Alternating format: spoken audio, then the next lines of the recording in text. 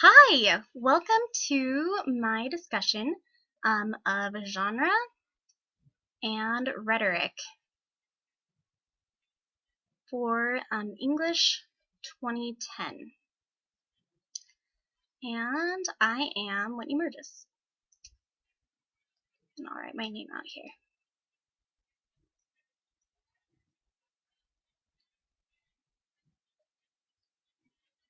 Hi. Okay, so to start with, let's go ahead and look at why I'm doing this on a video form instead of just typing it out. One of the things that I want to point out is that is multimodality, and it explains how we'll write, yes, but also use image and sound. So this is a multimodal piece. Okay, go ahead and start with discussing genres. This is found at the bottom of the PDF that we were supposed to read.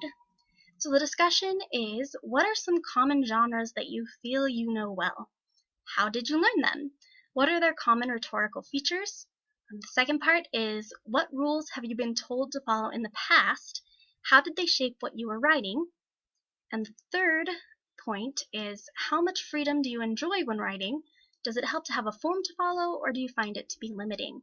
So I'm going to discuss multiple genres that I know well. Last genre that I'm going to discuss, which is going to be resume, discuss rhetoric as well, the rhetorical situation.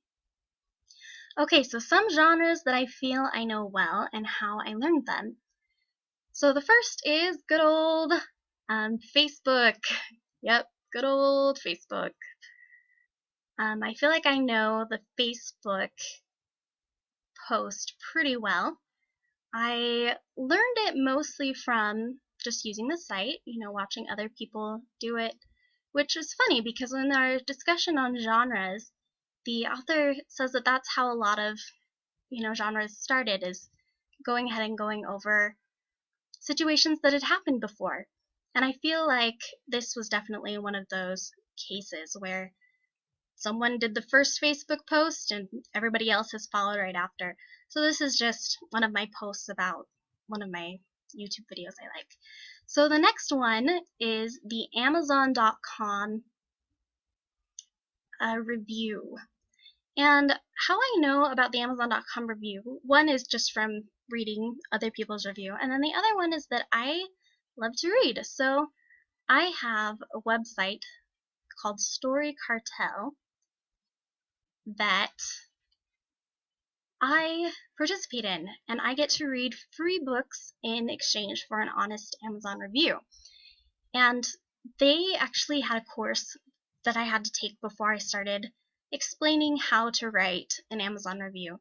Some of the things they talked about were that you needed to make sure you explained why you recommended it or not, don't use any inappropriate language, and then you shouldn't talk about shipping in your Amazon review. It's for the product so people can know whether or not they want to buy it. Okay, so the next one, I'm going to go ahead and bring up Google here. I love young adult fantasy novels. So if you can see, here's what it says on Google, books frequently mentioned. I have read everything on this front page here except Tithe. So I've read a lot about it, and young adult fantasy is kind of my thing. Once again, I learned a lot about it mostly from just reading books, but also one of my favorite books, The Landry News, talks about how to become a writer first you're a reader, and that's kind of what happened to me, and I do try to write books sometimes, and I have taken a couple of classes and then also read several just kind of how to write books. Some common features in the genre of fantasy novels is that mostly our hero or heroine are preteen. So, are young teens. So normally I'd say,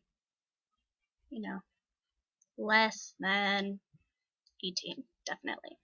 So young adult fantasy. Another thing is that there are often, magic. There's my little wizard guy. They are hero or heroine or prince or princess. And almost always they have to save the world. Yes. And that's a continent on there. Okay, and then if you really want to know, though, about the young adult, fantasy genre, you should probably just read The Hero's Journey by Joseph Campbell. Okay, Joseph Campbell. And this is also called the monomyth, the hero with 1,000 faces, and pretty much that covers what you need. I'm going to go to my last genre, and I'm going to go ahead and analyze the rhetorical situation with this. And this genre is the resume. And I think this is a good one to cover all of the questions because I've learned a lot about it by just through life, and then also I have had to take classes and they were really interesting. So your audience with your rhetorical situation is, of course, the potential employer. And you can see because this is the people who can capable of being influenced and who can bring about change. So the people who can bring about change is the most important part of this. So this is who can hire you.